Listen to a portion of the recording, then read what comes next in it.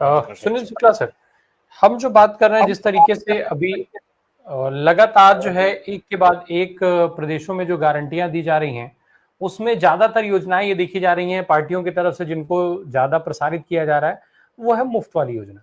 मुफ्त वाली योजना, बल्कि ना कह करके हम इसको सीधे कैश वाली योजना कह दें कि वो खाते में ट्रांसफर करने की बात कर रहे हैं, चाहे वो किसानों को दे रहे हो, सम्मान निधि के नाम पे दे देते हैं, लाडली बहन योजना की बात हो वो दे देते हैं, फिर इसी तरीके की गारंटियां कांग्रेस दे रही है, कहीं स्कॉलरशिप के नाम पे, कहीं दूसरे नाम पे।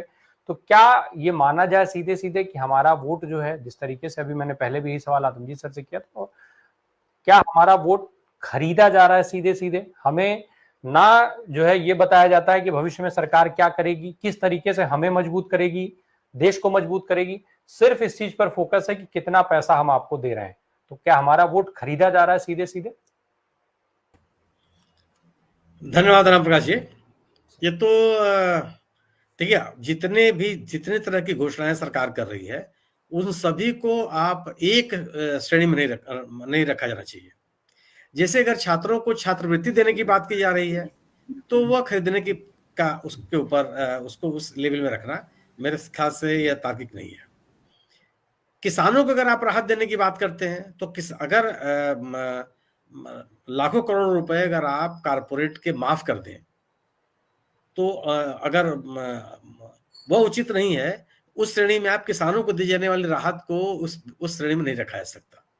लेकिन ये सवाल जरूर है कि एक तरह की नीति होनी चाहिए। अगर आप किसानों को 15,000 रुपया या 10,000 रुपया प्रति एकड़ के हिसाब से कोई आर्थिक सहायता देना चाहते हैं, तो देश के सभी राज्यों में दीजिए। एक नीति बनाइए ना। चुनाव के मौके पर इस तरह घोषणाएं क्यों की जाती? अगर आप आर्थिक रूप से विपन्न लोगों को कोई आर्थिक सहायता देना चाहते हैं, एक नीति बना दीजिए कि इस तरह की नीति पूरे देश में लागू होगी, किसी को कोई आपत्ति नहीं होगी। समाज के आर्थिक रूप से विपन्न लोगों को, सामाजिक रूप से पिछड़े लोगों को सहायता देना सरकारों की जिम्मेदारी है, या दिया जाना चाहिए।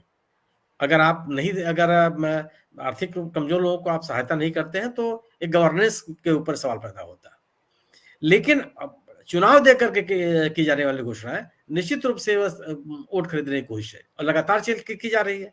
अच्छा, जो पैसा भी आप दीजिए, कम से कम उसका एक तर्क हो। अगर 6,000 रुपए आप किसान सम्मान निधि देते हैं तिमाही में, तो उसका प्रतिदिन के हिसाब से एक किसान को कितना रुपया पड़ा? 18 रुपया, 20 रुपया।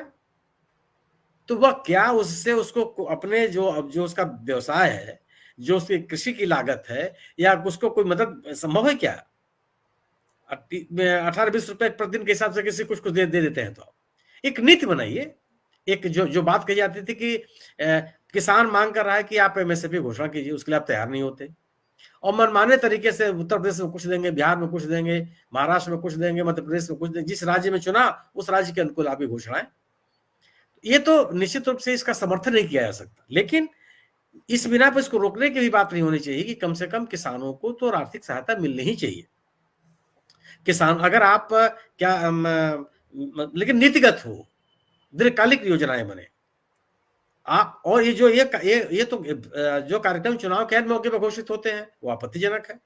आपने लाडली बहना प्रोग्राम 6 महीने पहले घोषित कर दिया, 20 साल से सत्ता में है। क्या उस समय आपको याद नहीं आया कि महिलाओं को किस तरह की आर्थिक सहायता दी जानी चाहिए? और अगर आप आर्थिक सहायता दे रहे हैं, तो इसका मानक क्या है? किसको देंगे आप? कैटेगरी माने उसके जो लाभार्थी हैं, वो कौन लोग होंगे? इसकी कोई नीति नहीं है। किस रूप में आप देंगे, इसकी कोई नीति नहीं है आपको। आप याद कीजिए कि जब सम्मान निधि बटी शुरुआत में जब किसान सम्मान निधि देने की बात की गई, कितने लोगों को दिया गया? बाद में उसके खिलाफ उन लोगों के रिकवरी की नोटिस आ गई और संख्या लगातार घटती चली गई। और जिनको आप पैसा दे दिए, उनके यहाँ जब आप रिकवरी लेके चले जाएंगे, तो उनके ऊपर क्या बीतेगी? तो एक नियमों नीतियों की बात नहीं हो रही है, ये आपत्तिजनक है। आप कुछ भी कीजिए, एक नीति बनाइए, विमर्श कीजिए, उसके ऊपर उसको लागू कीजिए। और ये सही बात है कि जब से अभी प्रधानमंत्री जी ने घोषणा कर दिया 5 किलो अनाज देने की अवधि आपने बढ़ा दी। अरे क्या अवधि आज समाप्त हो रही थी? ये अवधि तो 2024 में खत्म होगी जाकर के। आज आपने इसको एक तरफा एक चुनावी सभा में आप इसे घोषणा कर देते हैं। न कोई विमर्श, न कोई और आपके 2024 में लागू कि नहीं, इस सरकार के रहने तक तो लागू है ही है। अगली सरकार का निर्णय आप कैसे ले सकते हैं? ये एक जो मैंने मुख्य सवाल है कि न तो यह नैतिक रूप से उचित है और न चुनाव के दौरान इस तरह से घोषित करना जो आदर्श आचार संहिता है उसका पालन है। नीतियां जो तात्कालिक लाभ के लिए हैं, दलगत लाभ के लिए हैं, चुनावी लाभ के लिए हैं, वो निश्चित रूप से वोट खरीदने की कोशिश है। अगर आर्थिक रूप से विपन्न लोगों को, किसानों को, महिलाओं को, मजदूरों का कोई सहायता देने की बात की जाती है, उसकी एक दीर्घकालिक योजना होनी चाहिए और एक ऐसी योजना होनी चाहिए जो देशहित में हो। उससे कम से कम जो, अगर आप किसानों को आर्थिक सहायता देते हैं तो वह कृषि की गतिविधियों को बढ़ाने लायक हो, आप उनको प्रोत्साहित करने की स्थिति में हो। अगर आप ऐसा नहीं करते हैं तो आप केवल और केवल चुनाव को प्रभावित करने की कोशिश करते हैं। और ये संभव है क्या? जो धान का उत्पादन छत्तीसगढ़ में हो रहा है और जो धान का उत्पादन उत्तर प्रदेश में हो रहा है, उसमें क्या फर्क हो जाएगा? सरकार, आप बीजेपी ऑलरेडी सरकार, बीजेपी की सरकार उत्तर प्रदेश में है, क्यों नहीं कह देते कि हम दे देंगे? इसी का परिणाम यह है कि जब आप एक तरह की घोषणाएं नहीं करते तो लोग आपकी घोषणाओं पर विश्वास नहीं करते। ये संभव नहीं है। इसलिए बिल्कुल मैं अभिजीत की बात से सहमत हूं कि अगर आप बिना विमर्श के इस तरह की घोषणा करेंगे तो ये आपत्तिजनक है और ये वोट को, इलेक्शन को प्रभावित करने की कोशिश है। लेकिन लोग भी अब इसको समझने लगे हैं। ऐसा नहीं है कि आप जो कह दे रहे हैं लोग मान जाएंगे। यही बीजेपी की सरकार है जिसने 15 साल छत्तीसगढ़ में रहने के बाद उसका बोनस नहीं दिया, घोषणा करने के बावजूद भी। यही सरकार थी, लोगों ने उसको स्वीकार नहीं किया।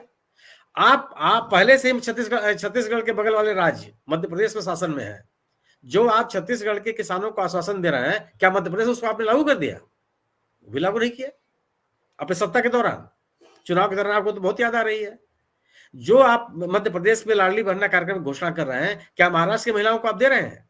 क्या उत्तर प्रदेश की महिलाओं को आप दे रहे हैं? क्या गुजरात की महिलाओं को आप वो दे रहे हैं? ये तो केवल यह है कि चुनाव को प्रभावित करने की कोशिश है। लेकिन दुर्भाग्य क्या है कि जो लोग इसको रेवड़ी कहते हैं, खुद ही उसी रेवड़ी में लगे हुए हैं बांटने में।